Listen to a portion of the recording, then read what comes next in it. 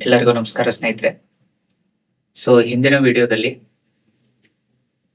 Most expected MCQs for the upcoming exams related to polity and ಎಕನಾಮಿಯನ್ನು ಚರ್ಚೆ ಮಾಡ್ತಾ ಇದ್ದೀವಿ. ಇವತ್ತಿನ ವಿಡಿಯೋದಲ್ಲಿ ಅದರ ಮುಂದುವರಿದ ಭಾಗ, ಎರಡನೇ ಭಾಗ. ಅಗೇನ್ ನೋಡಿ, ದ ಕ್ವಶನ್ ಇಲ್ಲಿ ಕೇಳ್ತಿರುವಂತದ್ದು the gold tranche, also called as reserve tranche ಅಂತ ಕರೆಯಲಾಗುತ್ತೆ. ಇಟ್ ರೆಫರ್ಸ್ ಟು ಅಂತ ಕೇಳ್ತಾ ಇದ್ದಾನೆ.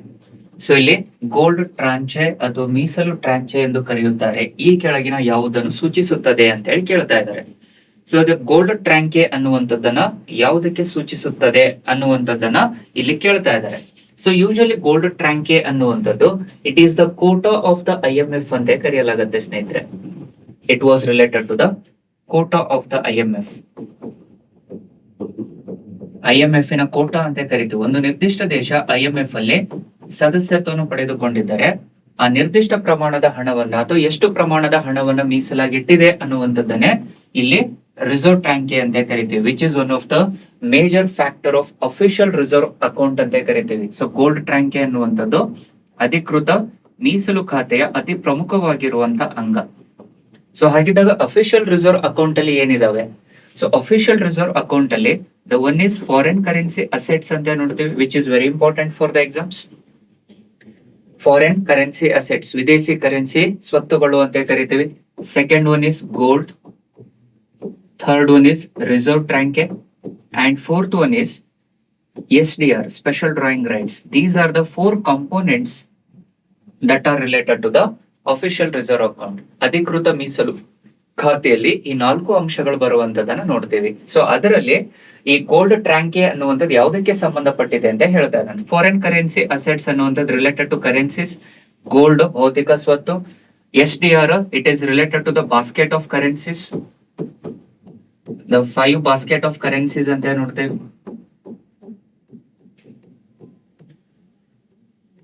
FCA is a currency, gold is a physical asset, gold reserves ಅಂತ ಕರೆಯಲಾಗುತ್ತೆ, and reserve tanke it is the minimum reserves that it need to have under the IMF. ಯಾವುದೇ ಒಂದು ನಿರ್ದಿಷ್ಟ IMF ನ ಸದಸ್ಯತ್ವ ಹೊಂದಿರುವಂತ ರಾಷ್ಟ್ರ IMF ಅಲ್ಲಿ ಎಷ್ಟು ರಿಸರ್ವ್ಸ್ ಅನ್ನ ಇಟ್ಟುಕೊಂಡಿದೆ ಅನ್ನುವಂಥದ್ದನ್ನ ಹೇಳುತ್ತೆ. It is the reserves in IMF ಅಂತ ನೋಡ್ತೇವೆ. ಯಾವುದೇ ಒಂದು ನಿರ್ದಿಷ್ಟ ದೇಶ 25% ಹೆಚ್ಚಿನ ಆದಾಯಗಳನ್ನ ಯಾವುದೇ ಒಂದು ದೇಶದ ಒಟ್ಟು ಆದಾಯದಲ್ಲಿ 25% ಹೆಚ್ಚಿನ ಹಣವನ್ನು ಮೀಸಲಾಗಿಟ್ಟಿರ್ತಾರೆ, ಅದನ್ನ SDR ಬಾಸ್ಕೆಟ್ ಅಲ್ಲಿ ಹಾಕುವಂತದನ್ನ ನೋಡ್ತೀವಿ. ದೀಸ್ ಆರ್ ಇಂಟರ್ನ್ಯಾಷನಲ್ ಕರೆನ್ಸೀಸ್ ಅಂತ ಕರೆಯಲಾಗುತ್ತೆ, ಅಂತಾರಾಷ್ಟ್ರೀಯ ಮಟ್ಟದ ಕರೆನ್ಸಿಗಳು ಅಂತ ಕರಿತೀವಿ ಸ್ನೇಹಿತರೆ. ಇದಕ್ಕೆ ಸಂಬಂಧಿಸಿದಂತೆ 4 ಹೇಳಿಕೆಗಳಲ್ಲಿ ಯಾವುದು ಸರಿ ಅಂತ ಕೇಳಿದ್ದಾನೆ. Answer is very simple. A credit facility granted by the IMF to its members. IMF ತನ್ನ ಸದಸ್ಯರಿಗೆ ನೀಡುವ ಕ್ರೆಡಿಟ್ ಸೌಲಭ್ಯಗಳು ಅಂತ ಹೇಳ್ತೀವಿ. ಒಂದು ದೇಶ ಎಷ್ಟು ಮೀಸಲು ಹಣವನ್ನು ಇಟ್ಟುಕೊಂಡಿರುತ್ತದೆಯೋ ಅದಕ್ಕನುಸಾರವಾಗಿ IMF ತುರ್ತು ಸಂದರ್ಭಗಳಲ್ಲಿ ಆ ಮೀಸಲು ಹಣವನ್ನ ಇಲ್ಲಿ ಕ್ರೆಡಿಟ್ ನೀಡುವಂತದ್ದನ್ನ ನೋಡ್ತೀವಿ, ಸಾಲವಾಗಿ ನೀಡುವಂತದ್ದು, ವಿತರಣೆ ಮಾಡುವಂತದನ್ನ ಕಾಣ್ತೀವಿ. ಈ ಪ್ರಶ್ನೆಗೆ ಉತ್ತರ ಏನಾಗುತ್ತೆ? ಡಿ ಆಪ್ಷನ್ ಇಸ್ ಕರೆಕ್ಟ್ ಆಗುತ್ತೆ. The next question. which of the following features were borrowed from the British Constitution? Again, the question was very simple.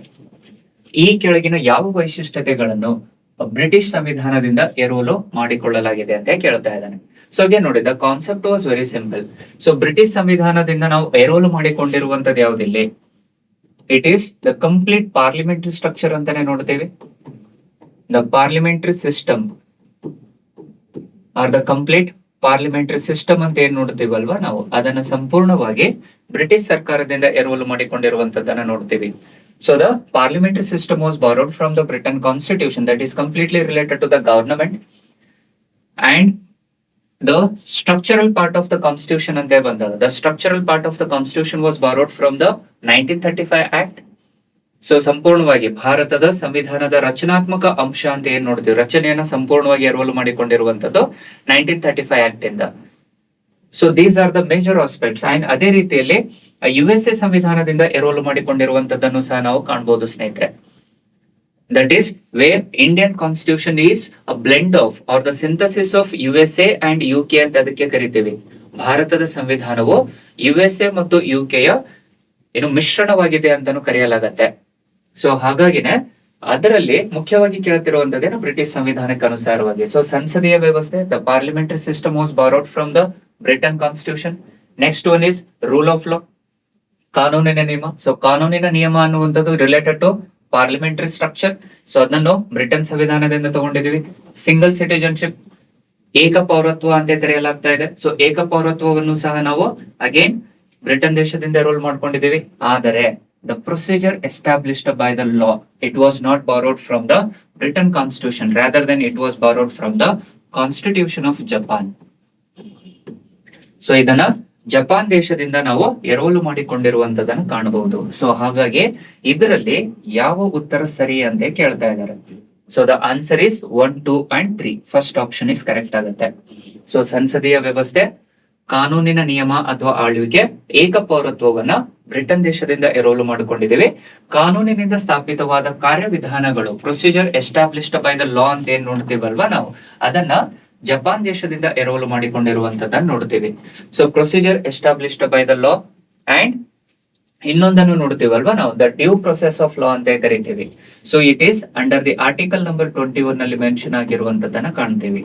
So ಕಾರ್ಯವಿಧಾನಗಳು, ಕಾನೂನಿನಿಂದ ಸ್ಥಾಪಿತಗೊಂಡಿರುವಂತಹ ಯಾವುದೇ ಕಾರ್ಯವಿಧಾನಗಳನ್ನ ಜಾರಿಗೆ ತರಬೇಕು ಅಂತೇಳಿ ಹೇಳುತ್ತೆ.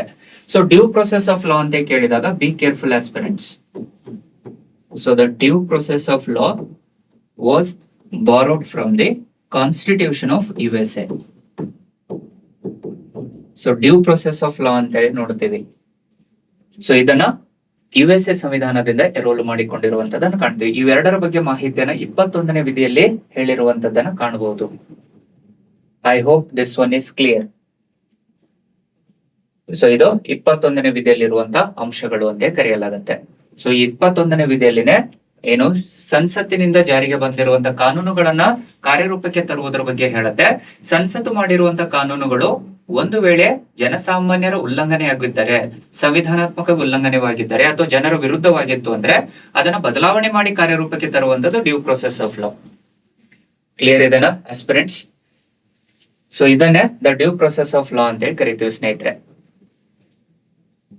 I hope this one is clear. So answer ಏನಾಗುತ್ತೆ ಇವಾಗ? The option A is correct ಆಗುತ್ತೆ. 1, 2 and 3 are correct. Procedure established by the law which was borrowed from the concept of Japan, and the due process of law which was the concept of USA ಅಂತ ನೋಡ್ತೀವಿ. So sorry, ಇಲ್ಲಿ ಏನು due process of law ಅಂತ ಹೇಳಿ ಕರೆಯಲಾಗುತ್ತೆ. I hope this one is clear. So the 58 ಗೆ option number ಏನಾಗುತ್ತೆ? A is correct ಆಗುತ್ತೆ. So under the article number 21 ಅಲ್ಲಿ the due process of law ಅನ್ನ 1978 ಅಲ್ಲಿ ಜಾರಿಗೆ ತರುವಂತದನ್ನ ನೋಡ್ತೀವಿ. This is also very important for the exams. Under the Maneka Gandhi case ಅಂತ ಕರೆಯಲಾಗುತ್ತೆ. The Maneka Gandhi versus union of India case of 1978. 1978ರಲ್ಲಿ ಮೇನಕಾ ಗಾಂಧಿ ಪ್ರಕರಣಕ್ಕೆ ಅನುಸಾರವಾಗಿ ಡ್ಯೂ ಪ್ರೊಸೆಸ್ ಆಫ್ ಲಾ ಅನ್ನ ಅಮೆರಿಕ ದೇಶದಿಂದ ಎರವಲು ಮಾಡಿಕೊಳ್ಳುವಂತದನ್ನ ಕಾಣ್ತೀವಿ ಸ್ನೇಹಿತರೆ. ಸೊ ದ 58ನೇ ಪ್ರಶ್ನೆಗೆ ಉತ್ತರ ಏನಾಗುತ್ತೆ? 1, 2 and 3 ಆರ್ ಕರೆಕ್ಟ್. ಸೊ ಇಲ್ಲಿ ಕಾನೂನಿನಿಂದ ಸ್ಥಾಪಿತವಾಗಿರುವಂತಹ ಕಾರ್ಯವಿಧಾನವನ್ನ ಜಪಾನ್ ದೇಶದಿಂದ ಎರವಲು ಮಾಡಿಕೊಂಡಿರುವಂತದನ್ನ ಕಾಣ್ತೀವಿ. The next question. ಸೊ ಇಲ್ಲಿ related to the economic question. So economic question ಗೆ ಸಂಬಂಧಪಟ್ಟಿರುವಂತಹ ಅಂಶ. ಅಗೇನ್ ಏನ್ ಕೇಳ್ತಾ ಇದ್ದಾನೆ? Which was related to the substitute goods ಬಗ್ಗೆ ಕೇಳ್ತಾ ಇದ್ದಾನೆ. ಸೊ ಸಬ್ಸ್ಟಿಟ್ಯೂಟ್ ಗುಡ್ಸ್ ಅಂದ್ರೆ ಅರ್ಥ ಏನಿಲ್ಲ, ಯಾವುದೇ ಒಂದು ವಸ್ತುವಿಗೆ ಕ್ವಶನ್ ಅಲ್ಲಿ ಕೇಳ್ತಿರುವಂತದ್ದು ಕಾಫಿಯ ಬೆಲೆ ಚಹಾಕ್ಕೆ ಪರ್ಯಾಯ ವಸ್ತು ಅಂತ ಹೇಳ್ತಾ ಇದ್ದಾನೆ. ಹೆಚ್ಚಾದ್ರೆ ಚಹಾದ ಬೇಡಿಕೆ ಏನಾಗುತ್ತದೆ? ಸೊ ಇಲ್ಲಿ ಸಬ್ಸ್ಟಿಟ್ಯೂಟ್ ಪ್ರಾಡಕ್ಟ್ ಅಂತ ಹೇಳ್ತಾ ಇದೀವಲ್ವಾ ನಾವು. If the price of the coffee is substitute for tea, say for example ಇವಾಗ if tea is our main product ಅಂತ ತಗೊಳ್ತಾ ಇದೀವಿ ಅಂಡ್ ಟೀಗೆ ಸಬ್ಸ್ಟಿಟ್ಯೂಟ್ ಪ್ರಾಡಕ್ಟ್ ಆಗ್ತಿರುವಂತದ್ದು ಯಾವುದು? It was coffee. So coffee ಅನ್ನುವಂಥದ್ದು ನಮ್ಗೆ ಸಬ್ಸ್ಟಿಟ್ಯೂಟ್ ಗುಡ್ ಆಗ್ತಾ ಇದೆ. ಸೊ ಕಾಫಿ ಅನ್ನುವಂಥದ್ದು ಪರ್ಯಾಯ ವಸ್ತು ಅಂತ ಹೇಳ್ತಾ ಇದೆ. ಚಹಾ ಅನ್ನುವಂಥದ್ದು ಮೂಲ ವಸ್ತು, ಕಾಫಿ ಅನ್ನುವಂಥದ್ದು ನಮ್ಗೆ ಪರ್ಯಾಯ ವಸ್ತು ಆಗ್ತಾ ಇದೆ. ಸೊ ಇಲ್ಲಿ ಕೇಳ್ತಿರುವಂತದ್ದೇನು? So if the price of the coffee increases ಅಂತ ಹೇಳಿ ಬಂದಾಗ what will happen to the demand of the tea? So ಇಲ್ಲಿ ಏನಾಗ್ತಾ ಇದೆ ಇವಾಗ? The price of the coffee it was increases.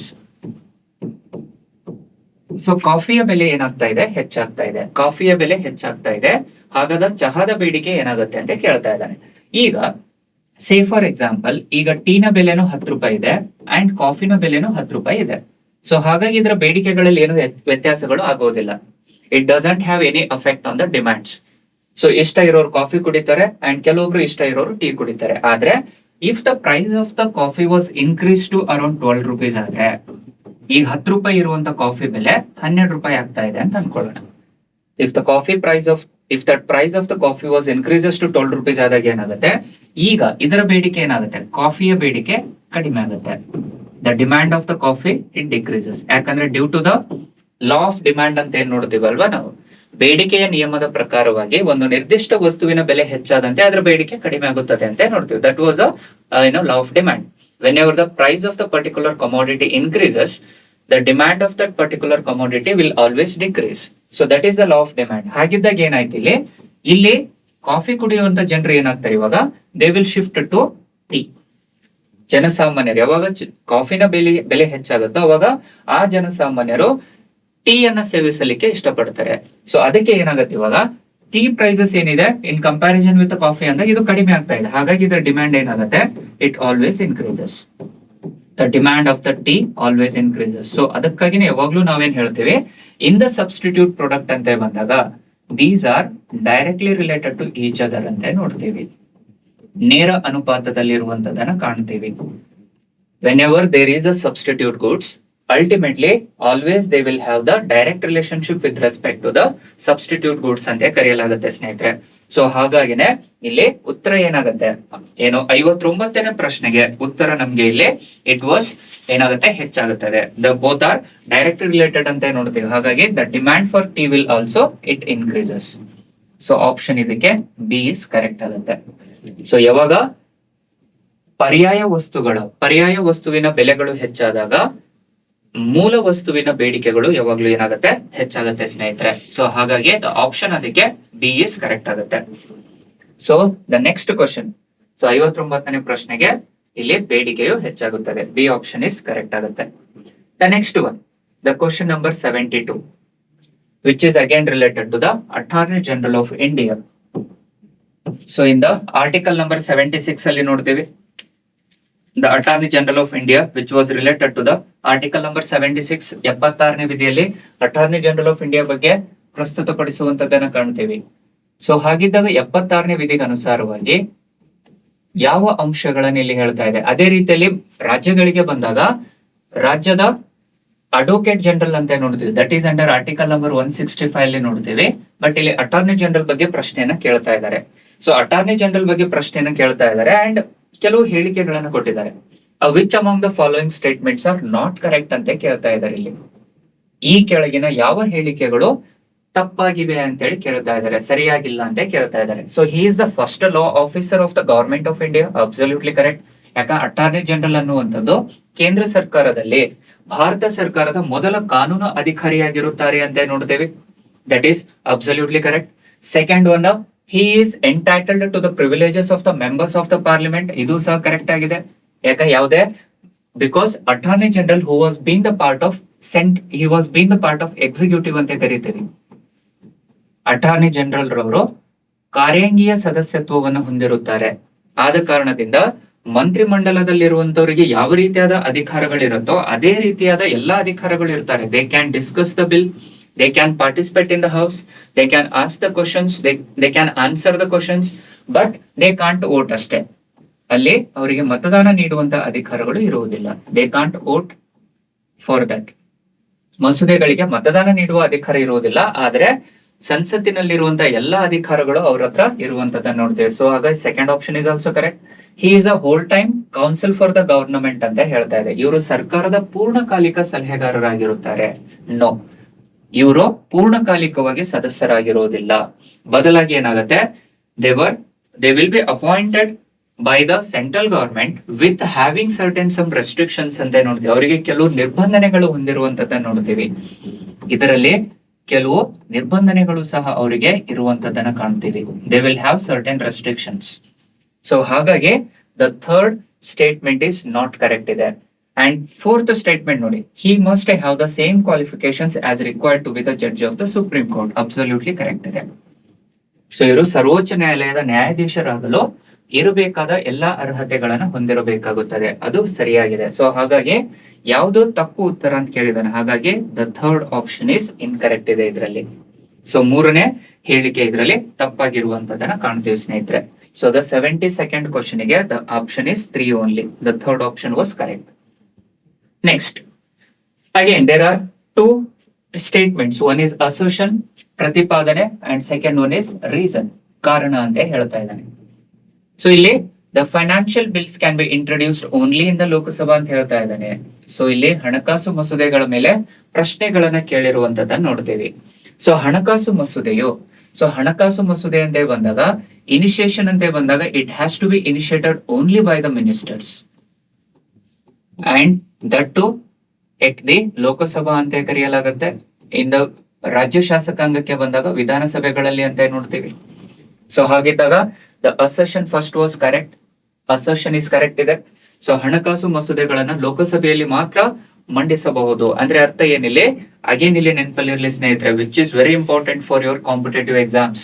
So ಇಲ್ಲಿ ಹಣಕಾಸು ಮಸೂದೆಗಳನ್ನ ಲೋಕಸಭೆಯಲ್ಲಿ ಮಾತ್ರ ಮಂಡನೆ ಮಾಡಬಹುದು, ರಾಜ್ಯಸಭೆಯಲ್ಲಿ ಮಂಡನೆ ಮಾಡ್ಲಿಕ್ಕೆ ಸಾಧ್ಯನೇ ಇಲ್ಲ. ಅಂಡ್ ಇದನ್ನ ಮಂತ್ರಿಗಳು ಮಾತ್ರ ಮಂಡಿಸುವಂತ ಅಧಿಕಾರವನ್ನ ನೀಡಲಾಗಿದೆ. And which is under the article number 117 ನಲ್ಲಿನೂ ನೋಡಬಹುದು. ಸೊ ಸಂವಿಧಾನದ 117ನೇ ವಿಧಿಯಲ್ಲಿ ಹಣಕಾಸು ಮಸೂದೆಯನ್ನು ಮಂಡನೆ ಮಾಡುವಂತ ಅಧಿಕಾರಗಳು ಏನು ವಿತ್ತ ಸಚಿವರು ಅಂತ ನೋಡ್ತೇವೆ. Next the Lok Sabha is directly elected by the people. ಯಾಕೆ ಲೋಕಸಭೆಯಲ್ಲಿನೇ ಇದನ್ನು ಮಂಡನೆ ಮಾಡಲಾಗುತ್ತದೆ ಅಂದ್ರೆ, ಲೋಕಸಭೆಯಲ್ಲಿರುವಂತಹ ಸದಸ್ಯರುಗಳು ಮೀನ್ಸ್ ಸಂಸದರು ನೇರವಾಗಿ ಜನರಿಂದ ಆಯ್ಕೆಗೊಂಡಿರುವಂತದನ್ನ ಕಾಣ್ತೀವಿ. ಇಲ್ಲಿ ಲೋಕಸಭೆಯು ಜನರಿಂದ ನೇರವಾಗಿ ಆಯ್ಕೆಯಾಗಿರುತ್ತದೆ. ಸೊ ಇದನ್ನೇ ನಾವು ನೋಡ್ತೀವಲ್ವಾ, ಏನು they are directly elected by the people. All the MPs in the Lok Sabha were directly elected by the people ಅಂತ ನೋಡ್ತೀವಿ. ಜನಸಾಮಾನ್ಯರು ನೇರ ಚುನಾವಣೆಯ ಮೂಲಕ, ಜನಸಾಮಾನ್ಯರು ತಮ್ಮ ಮತದಾನವನ್ನು ನೀಡುವುದರ ಮೂಲಕ ಏನು ಎಂಪಿಗಳನ್ನ, ಲೋಕಸಭೆಯ ಸಂಸದರನ್ನ ಆಯ್ಕೆ ಮಾಡುವಂತದನ್ನ ಕಾಣ್ತೀವಿ. ಸೊ ಇಲ್ಲಿ ಕೇಳ್ತಿರುವಂತದ್ದೇನು, select the correct answer using the code given below ಅಂತ ಹೇಳ್ತಾ ಇದ್ದಾನೆ. ಸೊ ಹಾಗಿದ್ದಾಗ ಏನಾಯ್ತು ಇವಾಗ, the reason is also correct. ಅದಕ್ಕೋಸ್ಕರವಾಗಿನೇ ಲೋಕಸಭೆಯಲ್ಲಿ ಮಾತ್ರ ಮಂಡನೆ ಮಾಡುವಂತ ಅಧಿಕಾರ ಇದೆ. ಸೊ ಹಾಗಾಗಿನೇ both A and R are true and R is the correct explanation of A ಅಂತ ಕರಿತೀವಿ. ಯಾಕೆ ಲೋಕಸಭೆಯಲ್ಲಿನೇ ಅವರಿಗೆ ಪ್ರಾಧಾನ್ಯತೆಯನ್ನು ನೀಡಲಾಗುತ್ತದೆ ಅಂತಂದ್ರೆ, ಬಿಕಾಸ್ ಅವರು ಜನರಿಂದನೇ ಆಯ್ಕೆ ಆಗ್ತಿದ್ದಾರೆ. And usually financial bill which includes, so ಇಲ್ಲಿ ಈ ಹಣಕಾಸು ಮಸೂದೆಯು ಯಾವ ಯಾವ ಅಂಶಗಳನ್ನು ಒಳಗೊಂಡಿರುತ್ತದೆ ಅದು ಗೊತ್ತಿರಲಿ ಸ್ನೇಹಿತರೆ. which includes the taxation and the expenditures, income and expenditure of the government. Income ಅನ್ನುವಂಥದ್ದು taxations and ವೆಚ್ಚಗಳು, expenditure part of the government. All the income and expenditure part of the government will be under the financial bills.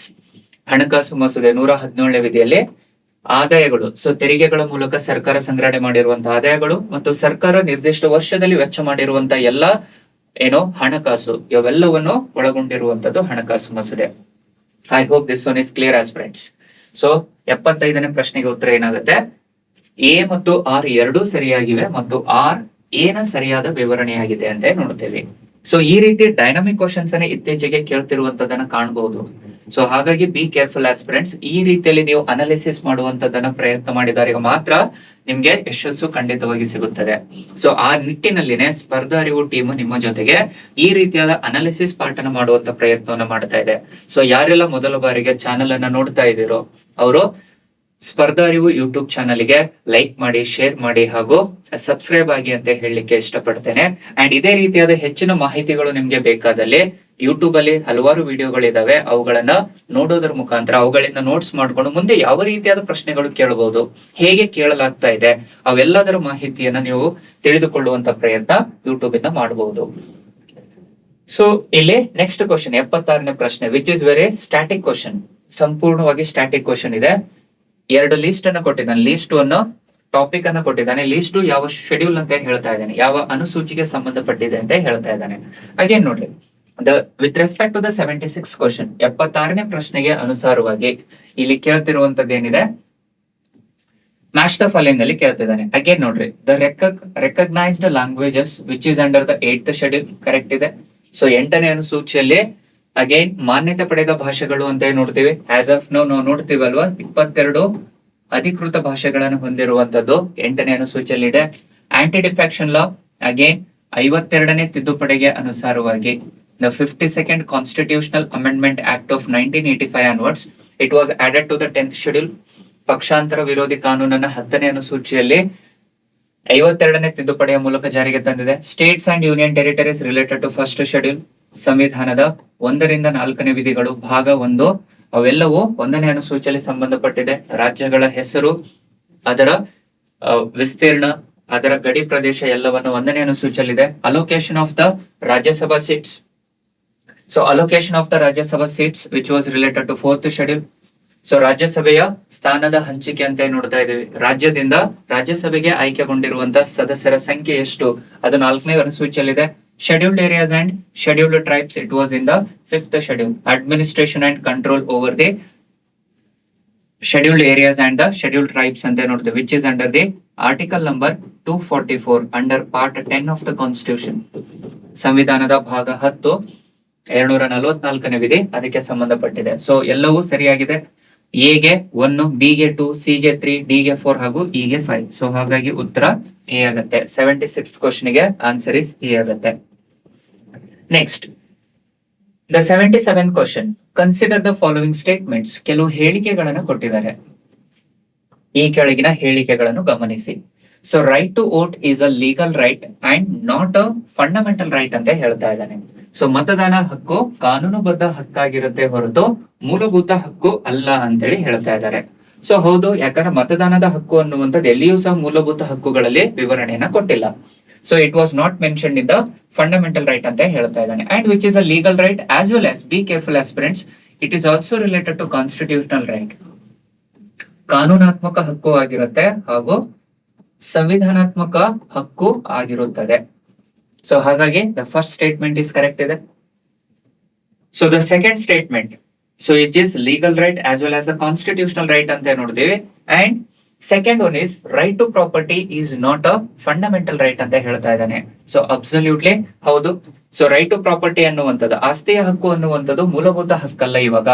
ಯಾಕೆ ಅಂತಂದ್ರೆ by the 44th Constitutional Amendment Act of 1978 onwards, the right to property was made as a legal right ಅಂತ ನೋಡ್ತಾ ಇದೀವಿ, R constitutional right ಅಂತ ನೋಡ್ತೀವಿ.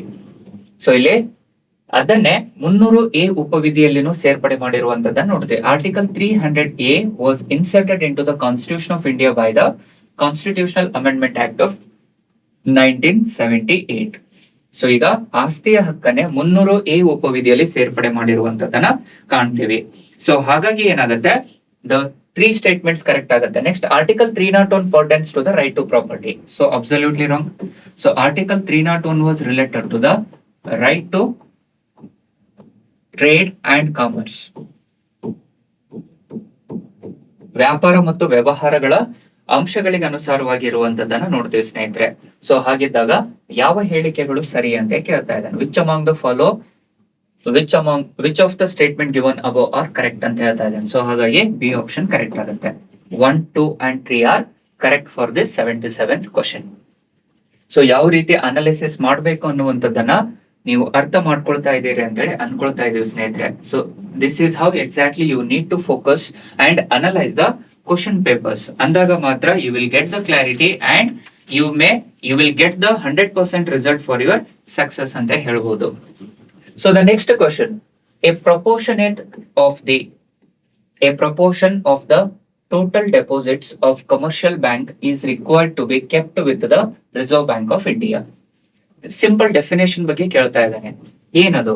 ವಾಣಿಜ್ಯ ಬ್ಯಾಂಕುಗಳು ಒಟ್ಟು ಠೇವಣಿಗಳ ಒಂದು ಭಾಗವನ್ನು ಭಾರತೀಯ ರಿಸರ್ವ್ ಬ್ಯಾಂಕ್ ನಲ್ಲಿ ಇಡಬೇಕಾಗುತ್ತದೆ. ಅಂಡ್ ಇದನ್ನೇ ನಾವೇನ್ ಕರಿತೀವಿ, it is cash reserve ratio ಅಂತ ಕರಿತೀವಿ ಸ್ನೇಹಿತರೆ. ನಗದು ಮೀಸಲು ಅನುಪಾತ.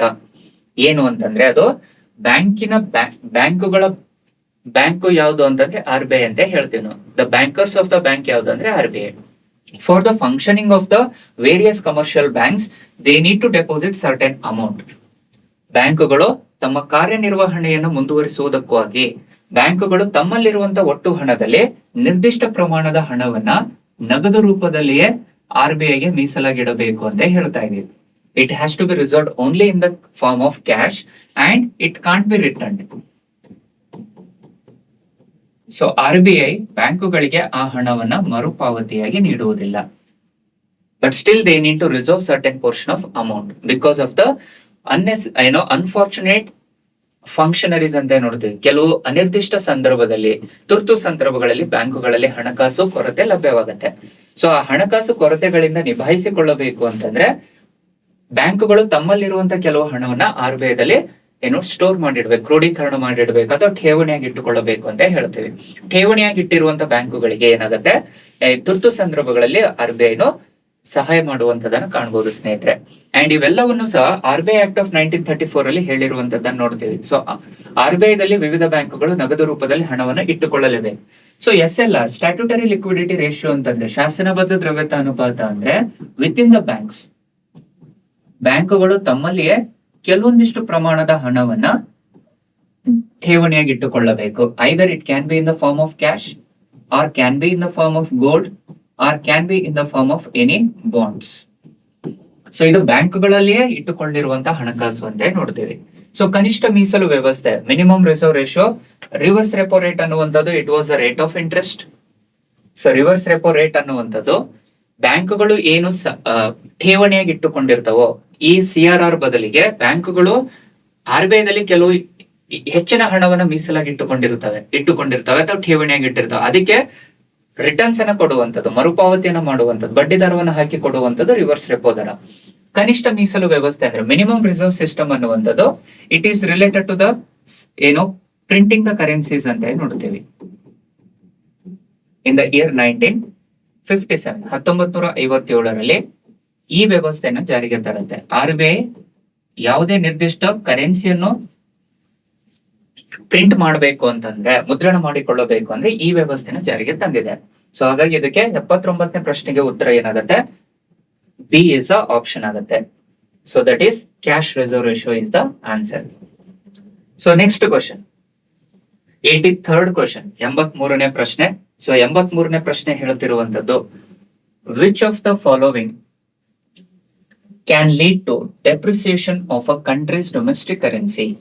ಈ ಕೆಳಗಿನ ಯಾವುದೋ ದೇಶೀಯ ಕರೆನ್ಸಿಯ ಮೌಲ್ಯ ಕುಸಿತಕ್ಕೆ ಕಾರಣವಾಗಬಹುದು ಅಂತ ಹೇಳ್ತಾ ಇದ್ದಾನೆ. ಸೊ ಡೆಪ್ರಿಸಿಯೇಷನ್ ಅಂದ್ರೆ ಅರ್ಥ ಏನಿಲ್ಲ, ಇದರ ಅರ್ಥ ಏನಾಗುತ್ತೆ, ಕರೆನ್ಸಿಯ ಮೌಲ್ಯ ಕಡಿಮೆಗೊಳ್ಳುವಂತದನ್ನ ಅಪಮೌಲ್ಯೀಕರಣ ಅಂತ ಕರೆಯಲಾಗುತ್ತೆ. Depreciation is nothing but the value of the currency will decreases ಅಂತ ನೋಡ್ತೀವಿ. It will decrease the value of the currency, decreases the value of the currency in terms of dollar. ದೇಶೀಯ ಕರೆನ್ಸಿಯ ಮೌಲ್ಯ ಕಡಿಮೆ ಆಗುವಂತದ್ದು, decreases the value of currency in comparison with the international currency. ಅಂತಾರಾಷ್ಟ್ರೀಯ ಮಟ್ಟದ ಕರೆನ್ಸಿಗೆ, ಅಂದ್ರೆ ಅಂತಾರಾಷ್ಟ್ರೀಯ ಕರೆನ್ಸಿ ಅಂದ್ರೆ ಇಲ್ಲಿ ಡಾಲರ್ ಆಗುತ್ತೆ. ಸೊ ಡಾಲರ್ ಎದುರಿಗೆ ರೂಪಾಯಿ ಮೌಲ್ಯ ಕುಸಿಯುವಂತದ್ರ ಬಗ್ಗೆ ಹೇಳ್ತಾ ಇದೆ. ಯಾವ ಸಂದರ್ಭದಲ್ಲಿ ಕುಸಿಯುತ್ತೆ ಅನ್ನುವಂಥದ್ದನ್ನ ಇಲ್ಲಿ ನೋಡ್ಬೇಕು ನಾವು. So select the correct answer using the code given below ಅಂತ ಹೇಳ್ತಾ ಇದ್ದಾರೆ. ಸೊ ಯಾವ ಸಂದರ್ಭದಲ್ಲಿ ಭಾರತದ ಕರೆನ್ಸಿಯ ಮೌಲ್ಯ ಕಡಿಮೆ ಆಗುತ್ತದೆ?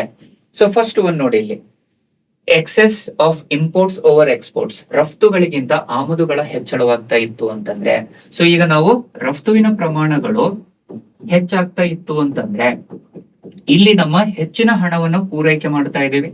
ದ ಸಪ್ಲೈ ಆಫ್ ಮನಿ ಹೆಚ್ಚಾಗ್ತಾ ಇದೆ, ಹಣದ ಪೂರೈಕೆಯು ಕಡಿಮೆ ಆಗ್ತಾ ಇದೆ. ಸೊ ಹಣದ ಪೂರೈಕೆಯು ಇಲ್ಲಿ ಹೆಚ್ಚಾಗ್ತಾ ಇದೆ. Whenever imports are greater than the exports ಆದಾಗ ಏನಾಗುತ್ತೆ, the supply of the Indian rupee ಏನಾಗುತ್ತೆ, ಹೆಚ್ಚಾಗುತ್ತೆ. As the supply of money increases, the demand of the money it always decreases. ಹಣದ ಬೇಡಿಕೆ ಕಡಿಮೆ ಆಗುತ್ತದೆ. ಸೊ ಹಣದ ಬೇಡಿಕೆ ಕಡಿಮೆ ಆಗ್ತಾ ಇದೆ ಅಂತಂದ್ರೆ ದ ಹಣದ ಮೌಲ್ಯವೂ ಸಹ ಏನಾಗುತ್ತೆ, ಇಲ್ಲಿ ಕಡಿಮೆ ಆಗ್ತಾ ಇರುತ್ತೆ. The value of the money also decreases. So be careful aspirant, circulation of the money is different from the supply of the ಮನಿ. ಇಲ್ಲಿ ಸರ್ಕ್ಯುಲೇಷನ್ ಡೊಮೆಸ್ಟಿಕ್ ಮಾರ್ಕೆಟ್ ಅಲ್ಲಿ ಆಗ್ತಾ ಇಲ್ಲ, ಬದಲಾಗಿ ಸರ್ಕ್ಯುಲೇಷನ್ ಬದಲಾಗಿ ಏನಾಗ್ತಾ ಇದೆ, ಸಪ್ಲೈ ಆಫ್ ದ ಮನಿ ಹೆಚ್ಚಾಗ್ತಾ ಇದೆ. ಸೊ ಆದ್ದರಿಂದಾಗಿ ಏನಾಗ್ತಾ ಇದೆ, ಇಲ್ಲಿ value of the domestic currency value ಕಡಿಮೆ ಆಗ್ತಾ ಇದೆ. So first option is correct ಇದೆ. Excess outflow of foreign portfolio investments, ವಿದೇಶಿ ಪೋರ್ಟ್ಫೋಲಿಯೋ ಹೂಡಿಕೆಯು ಅತಿಯಾದ ಹೊರ ಹರಿವು ಅಂತೇಳಿ ಹೇಳ್ತಾ ಇದ್ದಾನೆ. ಸೊ ಹೊರ ಹರಿವು ಅಂತಂದಾಗ we are investing into the other markets, ಬೇರೆ ದೇಶಗಳಲ್ಲಿ ನಾವು ವೆಚ್ಚವನ್ನು ಮಾಡ್ತಾ ಇದೀವಿ. ಹಾಗಾಗಿ ಇದರಿಂದನೂ ಏನಾಗುತ್ತೆ, ಡೊಮೆಸ್ಟಿಕ್ ಕರೆನ್ಸಿ ವ್ಯಾಲ್ಯೂ ಕಡಿಮೆ ಆಗುತ್ತೆ, ಯಾಕಂದ್ರೆ ಸಪ್ಲೈ ಆಫ್ ಮನಿ ಇನ್ಕ್ರೀಸ್ ಆಗ್ತಾ ಇದೆ. Purchase of foreign currency by the central bank, so ಕೇಂದ್ರೀಯ ಬ್ಯಾಂಕು ವಿದೇಶಿ ಕರೆನ್ಸಿಯನ್ನ ಖರೀದಿ ಮಾಡ್ತಾ ಇದೆ ಅಂತಂದ್ರೆ, ಈಗ ವಿದೇಶಿ ಕರೆನ್ಸಿಯನ್ನ ನಾವು ಖರೀದಿ ಮಾಡ್ತಾ ಇದೀವಿ ಅಂದ್ರೆ ದೇಶೀಯ ಹಣ ನಾವು ಅವರಿಗೆ ಪೂರೈಕೆ ಮಾಡ್ಬೇಕಾಗತ್ತೆ. ಸೊ ಅಲ್ಲಿನೂ ಏನಾಗುತ್ತೆ, ಇವಾಗ ಹಣದ ಪೂರೈಕೆ ಹೆಚ್ಚಾಗುತ್ತೆ, ಬೇಡಿಕೆ ಕಡಿಮೆ ಆಗಿ ಮೌಲ್ಯ ಕಡಿಮೆ ಆಗ್ತಾ ಇದೆ. So third option is also correct. So ಈ ಮೂರು ಅಂಶಗಳಿಂದ ಏನಾಗುತ್ತೆ, ಭಾರತದ ಭೌತಿಕ ಕರೆನ್ಸಿಯ ಮೌಲ್ಯ ಏನಾಗುತ್ತೆ, ಕಡಿಮೆ ಆಗುವಂತದನ್ನ ನೋಡ್ತೀವಿ ಸ್ನೇಹಿತರೆ. ಸೊ ಹಾಗಾಗಿ the option C is correct ಆಗುತ್ತೆ. All the 3 are correct. ಆ ಮೂರು ಕಾರಣಗಳಿಂದಾಗಿ ಭಾರತದ ಕರೆನ್ಸಿಯ ಮೌಲ್ಯವು ಇಳಿಕೆ ಆಗುವಂತದನ್ನ ನೋಡ್ತೀವಿ, ಅಪಮೌಲ್ಯೀಕರಣ ಕಾಣುವಂತದನ್ನ ಕಾಣ್ತೀವಿ. ಈಗ ಪ್ರಸ್ತುತ ಭಾರತದ ಸಂದರ್ಭದಲ್ಲಿ ಆಗುವಂತದ್ದು ಇದನ್ನೇ. As of now it was also having the same aspect. So the next question, the 85th question, ಪ್ರಶ್ನೆಯನ್ನ ಕೇಳ್ತಿರುವಂತದ್ದಿಲ್ಲಿ, an amendment bill to the Constitution of India, an amendment bill to the Constitution of India requires a ratification by the legislatures of not less than 1/2 of the state if it seeks to make any change in. ಅಂದ್ರೆ ಅರ್ಥ ಏನಿಲ್ಲ, ಸಂವಿಧಾನದ ತಿದ್ದುಪಡಿಗಳು ಅಂತ ಬಂದಾಗ 368ನೇ ವಿಧಿಯಲ್ಲಿ 3 ರೀತಿಯಾದ ವಿಭಜನೆಯನ್ನ ನೋಡ್ತೀವಿ. ಒಂದು ಸರಳ ಬಹುಮತ, ಇನ್ನೊಂದು ವಿಶೇಷ ಬಹುಮತ, ಅಂಡ್ ಮೂರನೇದು ವಿಶೇಷ ಬಹುಮತದೊಂದಿಗೆ ರಾಜ್ಯಗಳ ಅನುಮೋದನೆ ಅಂತ ಹೇಳ್ತೀವಿ. ಇಲ್ಲಿ ಪ್ರಶ್ನೆ ಕೇಳ್ತಿರುವಂತದ್ದು ಇದನ್ನೇ. ಮೂರನೇ ಸಾಂವಿಧಾನಿಕ ತಿದ್ದುಪಡಿಗಳು ಅಂತ ಏನ್ ನೋಡ್ತೀವಲ್ವಾ ನಾವು, with the help of the state legislation, ರಾಜ್ಯದ ಸಹಾಯದಿಂದನೂ ತಿದ್ದುಪಡಿ ಮಾಡಿರುವಂತ ಅಂಶಗಳು ಯಾವ್ಯಾವು ಅಂತೇಳಿ ಕೇಳ್ತಾ ಇದ್ದಾರೆ ಇಲ್ಲಿ. ಸೊ ಅಗೇನ್ 368ನೇ ವಿಧಿಗೆ ಅನುಸಾರವಾಗಿ ಭಾರತದ ಸಂವಿಧಾನದ ತಿದ್ದುಪಡಿ ಮಸೂದೆಯು ಯಾವುದೇ ತಿದ್ದುಪಡಿಯನ್ನು ಮಾಡಬೇಕಾದ್ರೆ ಕನಿಷ್ಠ ಅರ್ಧದಷ್ಟು ರಾಜ್ಯಗಳ ಸಹಾಯದಿಂದ ಜಾರಿಗೆ ಬರುವಂತ ತಿದ್ದುಪಡಿಯ ಲಕ್ಷಣಗಳು ಅಥವಾ ಅಂಶಗಳು ಯಾವುದು ಅಂತ ಕೇಳ್ತಾ ಇದ್ದಾರೆ. ಸೊ ಹಾಗೆ ನೋಡ್ರಿ, ಸಂವಿಧಾನದ 54ನೇ ವಿಧಿ ಕರೆಕ್ಟ್ ಇದೆ, which is related to the presidential elections, ರಾಷ್ಟ್ರಪತಿಯವರು ಮತ್ತು ಅವರ ಚುನಾವಣೆಯ ಬಗ್ಗೆ ಹೇಳ್ತಾ ಇದೆ. 7ನೇ ಅನುಸೂಚಿಯಲ್ಲಿರುವ ಯಾವುದೇ ಪಟ್ಟಿಗಳು, ಅಗೇನ್ ಇಲ್ಲಿ ನಾವು ನೋಡ್ತೀವಿ 7th ಶೆಡ್ಯೂಲ್ ಅಲ್ಲಿ ಬರುವಂತ 3 ಅಂಶಗಳು, central list, state list and the concurrent list. ವಿಷಯಗಳ ವಿಭಜನೆ, ಕೇಂದ್ರ ಮತ್ತು ರಾಜ್ಯದ ವಿಷಯಗಳ ವಿಭಜನೆ ಅಂತ ನೋಡ್ತೀವಿ. ಸಂಸತ್ತಿನಲ್ಲಿ ರಾಜ್ಯಗಳ ಪ್ರಾತಿನಿಧ್ಯ, absolutely correct. The representation of States in parliament, so again ಇದನ್ನು ಸಹ ರಾಜ್ಯಗಳ ಸಹಾಯದಿಂದ ಜಾರಿಗೆ ತರುವಂತದ್ದನ್ನು ನೋಡ್ತೀವಿ. ಇದರ ಜೊತೆಯಲ್ಲಿ which is again the legislation and executive powers between central and States, ಕೇಂದ್ರ ಮತ್ತು ರಾಜ್ಯಗಳ ನಡುವಿನ ಶಾಸನೀಯ ಮತ್ತು ಕಾರ್ಯಾಂಗೀಯ ಅಧಿಕಾರಗಳು ಸಹ ಇದರಲ್ಲಿ ಬರುತ್ತೆ. Next including the GST, goods and service tax, ಸರಕು ಮತ್ತು ಸೇವಾ ತೆರಿಗೆ, ಇವೆಲ್ಲವೂ ಸಹ ಏನಾಗುತ್ತೆ, ರಾಜ್ಯಗಳ ಸಹಾಯದಿಂದ ಜಾರಿಗೆ ಬರುವಂತದ್ದನ್ನ ನೋಡ್ತೀವಿ. ಸೊ ಇಲ್ಲಿ ಸಂಸತ್ತಿನ ವಿಶೇಷ ಬಹುಮತದೊಂದಿಗೆ ರಾಜ್ಯಗಳ ಒಟ್ಟು ರಾಜ್ಯಗಳಲ್ಲಿ ಅರ್ಧಕ್ಕಿಂತ ಹೆಚ್ಚಿನ ರಾಜ್ಯಗಳ ಅನುಮೋದನೆಯನ್ನು ಪಡೆದುಕೊಂಡಿರುವಂತಹ ಅಂಶಗಳು. ಸೊ 3 ಉತ್ತರಗಳು ಸರಿಯಾಗಿವೆ. So select the correct answer ಅಂತ ಹೇಳ್ತಾ ಇದ್ದಾರೆ. ಸೊ ಹಾಗಾಗಿ all the 3 are the provisions under the parliament and the state legislature ಅಂತ ನೋಡ್ತೀವಿ ಸ್ನೇಹಿತರೆ. ಸೊ ದ 85th ಕ್ವಶನ್ ಗೆ ಉತ್ತರ ಏನಾಗುತ್ತೆ, B is correct option. 1, 2, 3 are correct. Next one, the question number 94. So 94ನೇ ಪ್ರಶ್ನೆ. ಸೊ 94ನೇ ಪ್ರಶ್ನೆ ಇಲ್ಲಿ ಕೇಳ್ತಿರುವಂತದ್ದು ಏನಿದೆ, which is related to GST. So GST ಗೆ ಅನುಸಾರವಾಗಿರುವಂತ ಪ್ರಶ್ನೆ, consider the following statements regarding GST in Karnataka. ಕರ್ನಾಟಕದ GST ಗೆ ಅನುಸಾರವಾಗಿರುವಂತ ಪ್ರಶ್ನೆಯನ್ನ ಕೇಳಿದ್ದಾರೆ. ಇತ್ತೀಚೆಗೆ ನ್ಯೂಸ್ ಪೇಪರ್ ಅಲ್ಲಿ ಇದನ್ನ ನಾವು ಕಾಣ್ತಾ ಇದ್ದೀವಿ. ಏನದು ಏನು, ರಾಜ್ಯ ಸರ್ಕಾರ ಕೇಂದ್ರದ ವಿರೋಧವನ್ನು ವ್ಯಕ್ತಪಡಿಸುತ್ತಿರುವಂತದನ್ನ ಕಾಣ್ತೀವಿ. The state government is against to the central government for the allocation of the funds under the GST. So ರಾಜ್ಯ ಸರ್ಕಾರ, ಕರ್ನಾಟಕ ಸರ್ಕಾರ GST ಇಂದ ನಮ್ಗೆ ನಷ್ಟ ಆಗಿದೆ ಅಂತೇಳಿ ಹೇಳ್ತಾ ಇದೆ. ಆ ನಷ್ಟವನ್ನ ತಡೆಗಟ್ಟುವ ಉದ್ದೇಶದಿಂದಾಗಿ ಆ ನಷ್ಟವನ್ನ ಕಂಪೆನ್ಸೇಟ್ ಮಾಡಿ ಅಂತ ಹೇಳಿ ಹೇಳ್ತಾ ಇದೆ ಕೇಂದ್ರ. ಅದಕ್ಕನುಸಾರವಾಗಿ ಪ್ರಶ್ನೆ ಅದಕ್ಕನುಸಾರವಾಗಿ ನ್ಯೂಸ್ ಪೇಪರ್ ಅಲ್ಲಿ ಇದು ಅಂಶ ಇತ್ತು, ಆದ ಕಾರಣದಿಂದ ಈ ಪ್ರಶ್ನೆಯನ್ನು ನೋಡಬಹುದು. ಸೊ ಪ್ರಶ್ನೆ ಹೇಳ್ತಿರುವಂತದ್ದು ಏನಿಲ್ಲ, GST ಗೆ ಅನುಸಾರವಾಗಿದೆ. ಅದರಲ್ಲಿ which of the statement given above are correct ಅಂತ ಕೇಳ್ತಾ ಇದ್ದಾನೆ. ಯಾವ ಹೇಳಿಕೆಗಳು ಸರಿ ಅಂತ ಕೇಳ್ತಾ ಇದೆ. ಸೊ ದ ಫಸ್ಟ್ ಸ್ಟೇಟ್ಮೆಂಟ್ ಹೇಳ್ತಿರುವಂತದ್ದು, the GST is the largest component of Karnataka's own tax revenue, contributing about 43% ಅಂತ ಹೇಳ್ತಾ ಇದೆ. ಸೊ ಅಗೇನ್ ನೋಡಿ, ಎಕ್ಸಾಕ್ಟ್ ಡೇಟಾವನ್ನ ಕೊಡ್ತಾ ಇದ್ದಾನೆ ಅಂದಾಗ ಬಹಳಷ್ಟು ಜನ ಏನ್ ಮಾಡ್ತಾರೆ, ಇದು ತಪ್ಪು ಅನ್ನುವಂತ ಗ್ರಹಿಕೆಯಲ್ಲಿ ಹೋಗ್ಬಿಡ್ತಾರೆ. ಆದ್ರೆ ರಾಜ್ಯ ಸರ್ಕಾರದ ಕರ್ನಾಟಕದ ಸ್ವಂತ ತೆರಿಗೆ ಆದಾಯದಲ್ಲಿ ಅತಿ ದೊಡ್ಡ ಭಾಗವಾಗಿರುವಂತದ್ದೇ GST, ದಟ್ ಈಸ್ 43%. ಅತಿ ದೊಡ್ಡ ಮೌಲ್ಯ ಸರ್ಕಾರದ್ದು ಅಂತ ಕರ್ನಾಟಕ ಸರ್ಕಾರದ ಅತಿ ದೊಡ್ಡ ಆದಾಯ ಬರ್ತಿರುವಂತದ್ದೇ ಏನು, GST ಇಂದ. 43% ಆದಾಯಗಳು GST ಇಂದಾನೆ ಬಂದಿರುವಂತದನ್ನ ಕಾಣ್ತೀವಿ. So Karnataka rank second in India with respect to the GST collections. So GST ಸಂಗ್ರಹಣೆಯಲ್ಲಿ ಕರ್ನಾಟಕ 2ನೇ ಸ್ಥಾನದಲ್ಲಿದೆ ಅಂತ ಹೇಳ್ತಾ ಇದೆ. So that is also absolutely correct. So 2 statement correct ಇದೆ. ಆಫ್ಟರ್ ಮಹಾರಾಷ್ಟ್ರ, ಅತಿ ಹೆಚ್ಚು GST ಸಂಗ್ರಹಣೆಯಲ್ಲಿ ಮಾಡುತ್ತಿರುವಂತದ್ದು ಮಹಾರಾಷ್ಟ್ರ, 2ನೇದು Karnataka. So second one is Karnataka ಇದೆ. So second statement is correct. GST rate rationalization in September 2025 increased GST collections in the state. So GST rationalization ಮಾಡಿದ್ದು September 2025ರಲ್ಲಿ. So ಇಲ್ಲಿ September 2025ರಲ್ಲಿ GST ದರಗಳ ವೈಜ್ಞಾನಿಕ ಪರಿಷ್ಕರಣೆಯು ರಾಜ್ಯದಲ್ಲಿ ಸಂಗ್ರಹಣೆಯನ್ನ ಹೆಚ್ಚು ಮಾಡಿದೆ ಅಂತ ಹೇಳ್ತಾ ಇದ್ದಾನೆ. ಹಾಗೇನಿಲ್ಲ, it is purely wrong. So GST ರೇಷನಲೈಸೇಷನ್ ಗಿಂತ ಮುಂಚೆಯಿಂದನೂ ಸಹ ರಾಜ್ಯ ಸರ್ಕಾರದ, ಕರ್ನಾಟಕ ಸರ್ಕಾರದ ತೆರಿಗೆ ಸಂಗ್ರಹಣೆ ಹೆಚ್ಚಿರುವಂತದ್ದನ್ನ ನೋಡ್ತೀವಿ. ಈಗ ಏನು ಹೆಚ್ಚಾಗಿಲ್ಲ. ಸೊ ಅದು ಪ್ಯೂರ್ಲಿ ಜನರಲಿಸ್ಟಿಕ್ ಸ್ಟೇಟ್ಮೆಂಟ್ ಹೌದು, but the third statement is wrong ಆಗುತ್ತೆ. ಸೊ ಇದಕ್ಕೆ ಉತ್ತರ ಏನಾಗುತ್ತೆ? P is ಕರೆಕ್ಟ್ ಆಗುತ್ತೆ. 1 and 2 are correct. So rationalisation of GST ಅಂದ್ರೆ ಅರ್ಥ ಏನು? ಇಟ್ ಈಸ್ GST 2.0 ಅಂತ ನೋಡ್ತೀವಲ್ವಾ ನಾವು. It was there in the news. So ಮೊದಲು 5 ಸ್ಲಾಬ್ ರೇಟ್ಸ್ ಅಲ್ಲಿ ಇರುವಂತದನ್ನ ಈಗ 2 ಸ್ಲಾಬ್ ರೇಟ್ಸ್ ಅನ್ನ ನೋಡ್ತೀವಿ. ಒಂದು 5%, ಇನ್ನೊಂದು 18%, ಅಂಡ್ ಲಕ್ಸುರಿ ಐಟಮ್ಸ್ ಗೆ 40% ಟ್ಯಾಕ್ಸೇಷನ್ ಅಂತ ಕರಿತೀವಿ. ಸೊ ಅದು ಈಗ ಅದರಿಂದ ಹೆಚ್ಚಿಗೆ ಸಂಗ್ರಹಣೆ ಆಗ್ತಾ ಇಲ್ಲ. ಅದಕ್ಕಿಂತ ಮುಂಚಿತವಾಗಿಯೇ ಕರ್ನಾಟಕ ರಾಜ್ಯದಲ್ಲಿ ಹೆಚ್ಚಿನ ಸಂಗ್ರಹಣೆ ಆಗುವಂತದನ್ನ ನೋಡ್ತೀವಿ ಸ್ನೇಹಿತರೆ. ಸೊ ಹಾಗಾಗಿ ಥರ್ಡ್ ಸ್ಟೇಟ್ಮೆಂಟ್ ಇಸ್ ರಾಂಗ್ ಆಗುತ್ತೆ. 1 and 2 ಆರ್ ಕರೆಕ್ಟ್. ಸೊ ಹಾಗಾಗಿ ಆಪ್ಷನ್ ಬಿ ಇಸ್ ಕರೆಕ್ಟ್ ಆಗುತ್ತೆ. Next, the next question number 95th. So 95ನೇ ಪ್ರಶ್ನೆ, again related to Karnataka issue and one of the hot topic of the upcoming exams also. So 16th Finance Commission. ಇಲ್ಲಿನೂ ಸಹ 2 ಹೇಳಿಕೆಗಳನ್ನು ಕೊಟ್ಟಿದ್ದಾನೆ, assertion and reason. Assertion ಏನು ಅಂದ್ರೆ ಪ್ರತಿಪಾದನೆ ಮತ್ತು ಕಾರಣಗಳನ್ನ ಹೇಳಿದ್ದಾನೆ, ಅಂಡ್ ಅದರಲ್ಲಿ ಸರಿಯಾದ ಸಂಕೇತವನ್ನು ಗುರುತಿಸಿ ಅಂತ ಹೇಳ್ತಾ ಇದ್ದಾನೆ. Select the correct answer using the code given below. So ಇಲ್ಲಿ ಅಗೇನ್ ಫಸ್ಟ್ ಸ್ಟೇಟ್ಮೆಂಟ್ ನೋಡಿ, the 16th Finance Commission for the period of 2026 to 31 recommended a tax devolution share of 4.131% for Karnataka, which is higher than the share recommended by the 15th Finance Commission, which is purely generalistic statement ಹೌದು, but absolutely correct. Usually ಎಲ್ಲಿ datas ಗಳು ಹೆಚ್ಚಾಗ್ತಿರುತ್ತೋ usually ಅಲ್ಲಿ ನಾವು approximate values ಅನ್ನ ನೋಡ್ತೇವೆ, and trend ಅನ್ನ ಕೊಡ್ತಾ ಇದ್ದಾರೆ ಇದು. ಅಂಡ್ ಅದಕ್ಕೋಸ್ಕರ ಈಗ ನ್ಯೂಸ್ ಅಲ್ಲಿ ಇರುವ ಕಾರಣದಿಂದ ಇದು ವೆರಿ ಇಂಪಾರ್ಟೆಂಟ್ ಆಗುತ್ತೆ.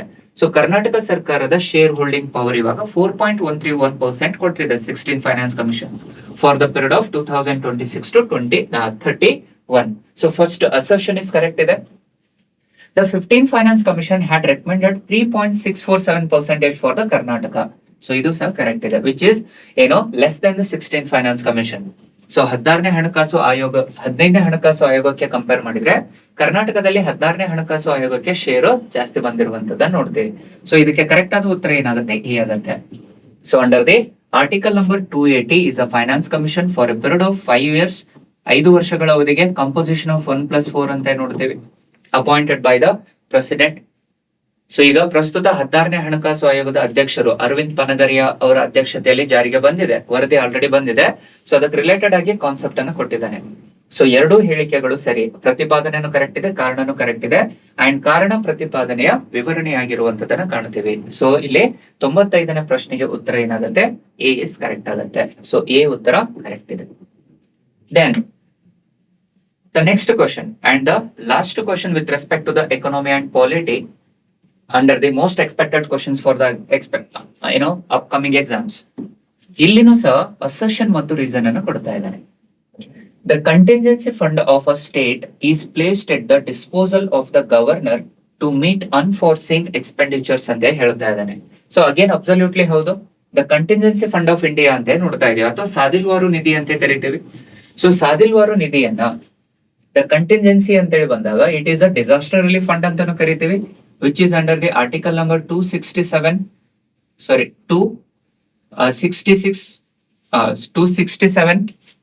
clause 1. ಸೊ ಸಾದಿಲ್ವಾರು ನಿಧಿಯನ್ನ ಇಲ್ಲಿ ಕಂಟಿಂಜೆನ್ಸಿ ಫಂಡ್ ಅನ್ನುವಂಥದ್ದು which is under the article number 267 clause 1 ಅಲ್ಲಿ ನೋಡ್ತೇವೆ.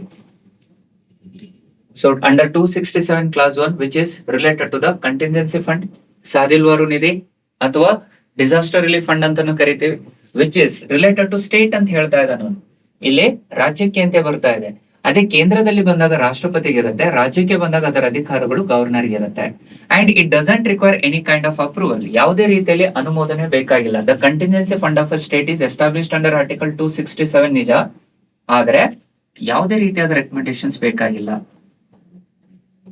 It doesn't have any recommendations by the parliament or the state legislation. It is absolutely having the authority by president and governor to use that amount.